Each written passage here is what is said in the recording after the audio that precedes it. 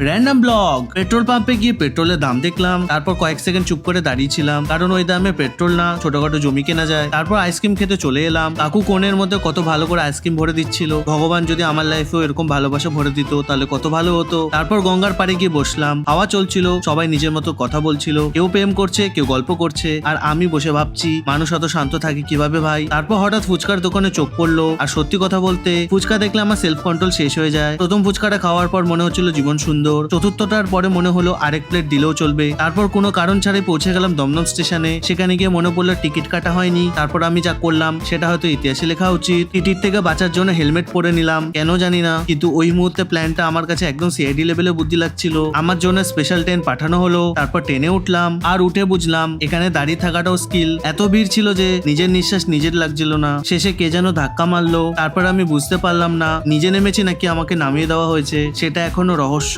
তারপর নিচে নেমে কে ধাক্কা মেরেছে খুঁজতে লাগলাম। খুঁজতে খুঁজতে বাজারে কলার দোকানে চলে এলাম, কলা কিনলাম, কারণ এত কিছু হওয়ার পর শরীর বলছিল ভাই তুই কিছু খাবি নাকি শুধু এক্সপিরিয়েন্স দিবি। এখন বাড়ি ফিরছি। আজকের এই ব্লগের কোনো গল্প নেই, কোনো মানেও নেই, তবুও সামাও মনে হচ্ছে দিনটা খারাপ ছিল না। এরকম র্যান্ডম ব্লগ দেখতে হলে কমেন্ট করো। টাটা।